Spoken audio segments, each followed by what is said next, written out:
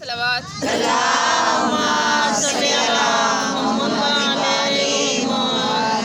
چونکہ یہ اصالِ ثواب کی مجلس ہے، اصالِ ثواب میں دو کام کرتے ہیں، قرآن خوانی کرتے ہیں، ذکر آل محمد کرتے ہیں۔ تو ذکر آل محمد قرآن سے ہی کر لیتے ہیں، قرآن سے پوچھتے ہیں کہ اہل بیت کیا ہے، اہل بیت کون ہے، اہل بیت کی شان کیا ہے۔ تو قرآن سے ہم نے پوچھا کہ اہل بیت کیا ہے، قرآن نے کہا بسم اللہ، قرآن نے کہا بسم اللہ۔ بائے بسم اللہ کا نقطہ علی ابن ابی طالب علیہ السلام ہے۔ پھر قرآن نے کہا انعمتا علیہم، انعمتا علیہم، اللہ نے اپنے انعامات جن پر نازل کیے وہ یہی آل محمد ہیں، وہ یہی آل محمد ہیں، وہ یہی اہل بیت ہیں جن پر خدا نے اپنے انعامات نازل کیے۔ پھر ہم نے قرآن سے پوچھا کہ اور، تو الف لام میم، الف لام میم آل محمد۔ پھر قرآن نے کہا یاسین سید سردار۔ پھر قرآن نے کہا کاف صاد میم۔ ایسے قرآن نے ہمیں بتایا کہ یہ ہے آل محمد۔ پھر ہم نے قرآن سے پوچھا کہ اور، تو قرآن نے کہا انا اعطیناک کل کوثر۔ بلند تر صلوات۔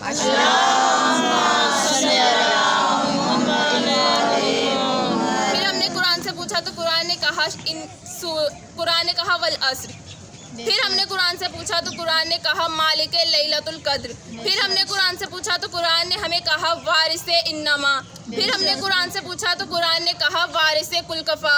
پھر ہم نے قرآن سے پوچھا تو قرآن نے کہا یاسین۔ پھر قرآن سے پوچھا تو قرآن نے ہمیں کہا کہ یہ عالین ہیں، یہ صادقین ہیں، یہ صادقین ہیں، یہ عالین ہیں۔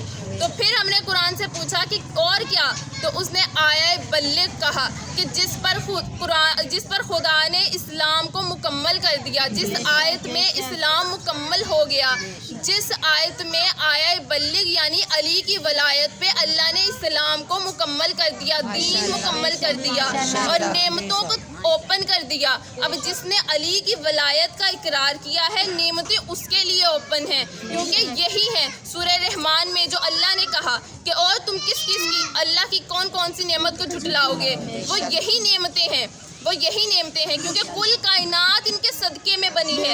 ساری کائنات ان کے لیے بنائی گئی ہے، ہمارے لیے نہیں بنائی۔ ساری کائنات، کل کائنات، ہر نعمت، ہر رحمت ان کے لیے بنائی گئی ہے۔ ہمیں ملے گی ان کے وسیلے سے، ہم مانگیں گے خدا سے ان کے وسیلے سے، اور وسیلہ ہوگا تو ہم مانگیں گے، ایسے ہی ہمیں ڈائریکٹ نہیں مل جائیں گی۔ ایک بار بار دیگر صلوات۔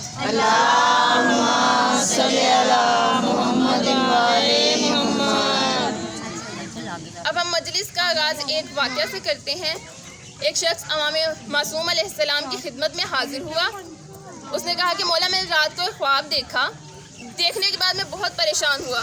مولا نے کہا کیا خواب تھا؟ کہتا کہ میں نے خواب میں دیکھا کہ میں بہت تیزی سے بھاگ رہا ہوں اور میرے پیچھے شیر پڑا ہے، وہ شیر میرے پیچھے بھاگ رہا ہے، میں اس سے بچنے کے لیے بہت تیزی سے بھاگ رہا ہوں۔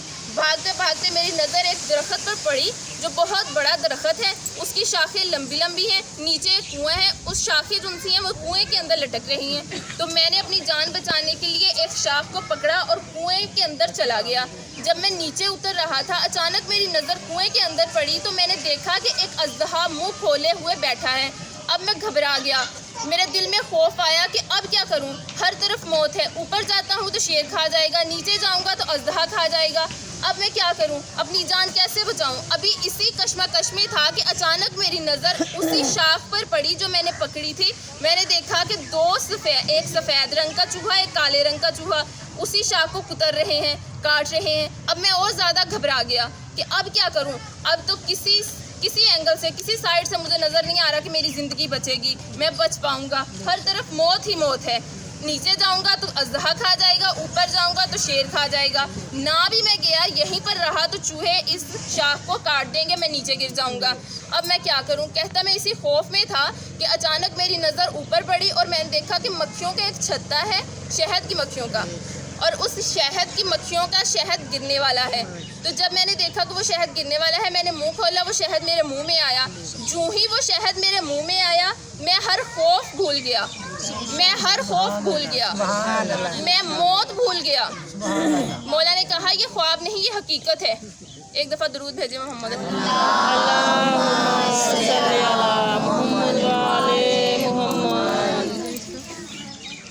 مولا نے کہا یہ خواب نہیں، یہ حقیقت ہے۔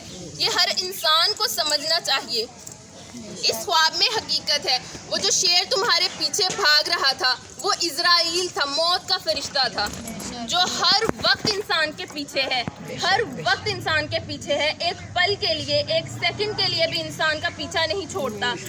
جو ہی اس کا رزق دنیا سے ختم ہوتا ہے وہ اپنے ساتھ روح قبض کر کے لے جاتا ہے.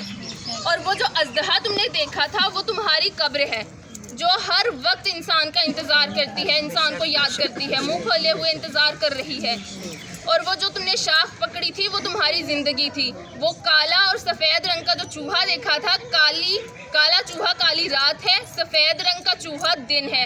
یہ دن اور رات جب تبدیل ہوتے ہیں ہماری زندگی بہت تیزی کے ساتھ کم ہو رہی ہے. جب ہم سالگرہ مناتے ہیں، ہم کہتے ہیں کہ ہماری آج برتھ ڈے ہے، سالگرہ ہے، تو سالگرہ، سال کا مطلب ایک سال ہمارا گر گیا، یعنی ہم موت کی طرف جا رہے ہیں.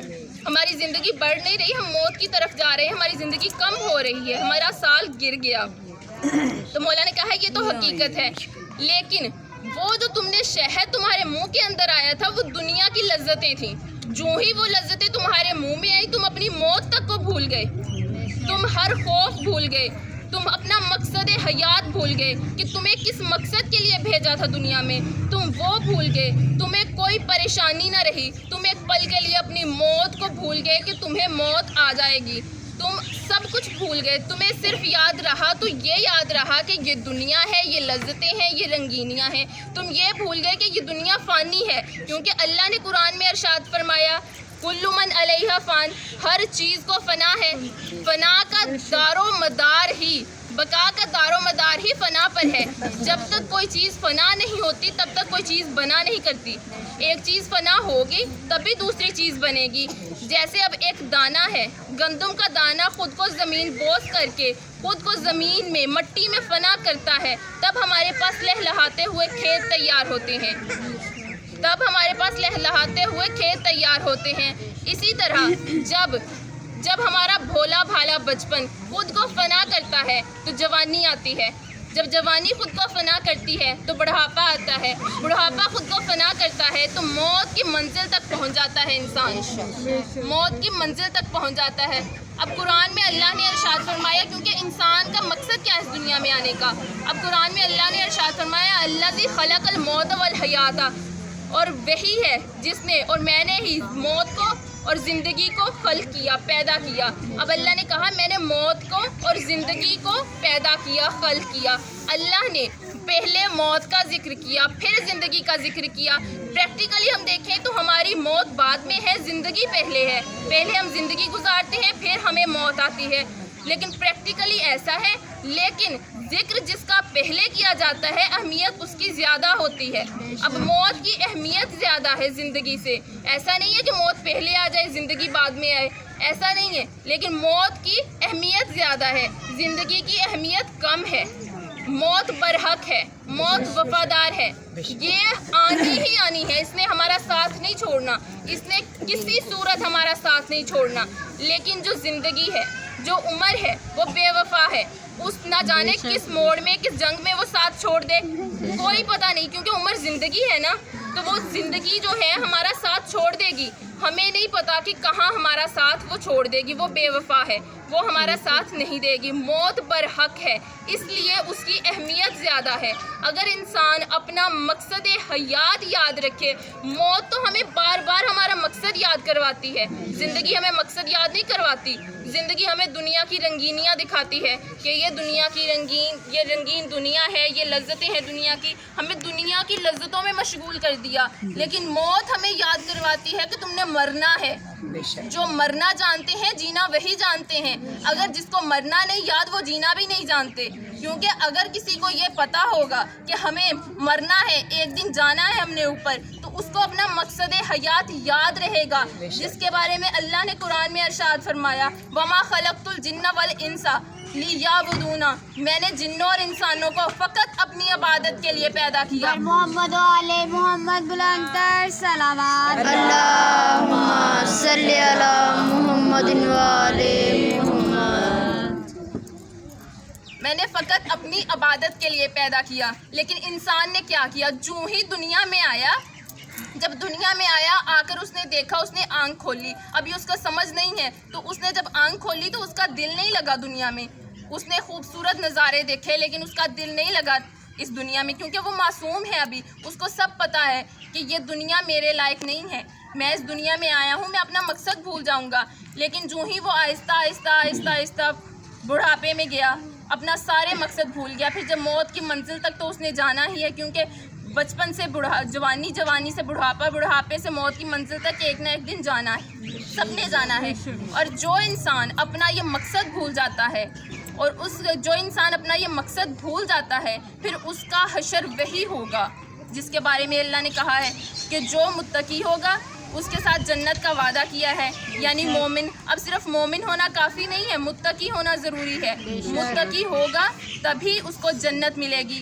جو متقی نہیں ہوگا اس کو جنت نہیں ملے گی، اس کو دوزخ ملے گی. جنت اور دوزخ کے بارے میں بھی ہم پڑھیں گے کہ یہ جنت کیا ہے اور دوزخ کیا ہے، جنت کیسی ہے اور دوزخ کیسی ہے. کیونکہ ابدی زندگی ہم نے وہیں گزارنی ہے، یہ تو فانی زندگی ہے، یہ ہم نے ایک دن فنا ہو جانا ہے. پوری کائنات میں فنا ہو جانا ہے، پوری کائنات میں فنا ہو جانا ہے.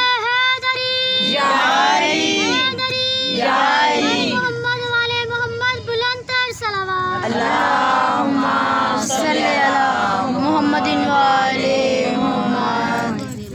اب اللہ نے یہ تو بتا دیا کہ میں نے جنوں اور انسانوں کو خلق کیا، پیدا کیا اپنی عبادت کے لیے. اب اللہ نے قرآن میں یہ بھی بتایا کہ میں اعمال کن کے قبول کروں گا. اللہ نے قرآن میں یہ بھی بتایا کہ میں اعمال کن کے قبول کروں گا. انما یتقبل اللہ من المتقین، میں صرف اور صرف فقط اور فقط متقیوں کے اعمال قبول کروں گا. اللہ نے بتا دیا کہ میں صرف متقیوں کے اعمال قبول کروں گا، اور کسی کے اعمال قبول نہیں ہوں گے جب تک. اور مومن کو تو چاہیے کہ وہ متقی ہو، مومن کو چاہیے کہ وہ متقی ہو. اور اللہ نے بتایا کہ میں متقیوں کے آگے اعمال قبول کروں گا. پھر قرآن میں اللہ نے ارشاد فرمایا سورہ بقرہ میں، الف لام میم ذالک الکتاب لا ریب فیہ ھدی للمتقین، یہ وہ کتاب ہے جو لا ریب ہے، بے عیب ہے. الف لام میم کا آگے میں نے ترجمہ کیا آل محمد، لیکن ابھی الف لام میم ہی کرتے ہیں. الف لام میم، یہ وہ کتاب ہے جو صرف متقیوں کو ہدایت کرے گی. یہ لا ریب ہے، یہ بے عیب ہے، یہ صرف متقیوں کو ہدایت کرے گی. اب قرآن سے ہدایت حاصل کرنی ہے تو متقی ہونا پڑے گا. اپنے اعمال اللہ نے اعمال ان کے قبول کرنے ہیں جو متقی ہوں گے. اب جو متقی ہوگا وہ اسی کو قرآن ہدایت دے گا. اب اللہ نے یہ تو بتا دیا کہ اعمال اس کے قبول ہوں گے جو متقی ہے. قرآن نے بھی بتا دیا کہ ہدایت اس کو کروں گا جو متقی ہوگا. اب یہ اللہ ہی ہمیں بتائے گا کہ ہم متقی بنیں گے کیسے. یہ اس ذات واجب پر واجب ہے کہ وہ ہمیں بتائے کہ ہم متقی بنیں گے کیسے. پھر اللہ نے قرآن میں ارشاد فرمایا یا ایھا الذین آمنوا اتقوا اللہ وکونوا مع الصادقین، اے ایمان لانے والو مومنو، اے ایمان لانے والو مومنو، مومنوں سے اللہ مخاطب ہے. اے ایمان لانے والو مومنو، تقوی اختیار کرو اور سچوں کے ساتھ، صادقین کے ساتھ رہو. تقوی اختیار کرو اور صادقین کے ساتھ رہو. اب اللہ نے یہ بتا دیا کہ صادقین کے ساتھ جو رہے گا وہی متقی ہوگا. اب صادقین کون ہیں یہ ہمیں کیسے پتہ چلے گا. اب یہ بھی اس ذات واجب پر واجب ہے کہ وہ ہمیں بتائے کہ صادقین ہیں کون. اب دو لفظ ہیں، ایک صدیق ہے ایک صادق ہے. ایک صدیق ہے ایک صادق ہے، دونوں ہم مترادف الفاظ ہیں، دونوں کا معنی ایک ہے لیکن ہم پلہ نہیں ہے. کیسے کہ صدیق وہ ہے کہ جو کسی سچے واقعہ کی تصدیق کرے. کوئی واقعہ ہو اس کی تصدیق کرے کہ یہ واقعہ سچا ہے، وہ صدیق کہلاتا ہے. اور صادق وہ ہے کہ جو منہ سے کچھ بھی نکالے وہ سچ ہو جائے، وہ سچ ہو جائے. کہ جیسے بی بی سیدہ کے منہ سے نکلے کہ درزی کے پاس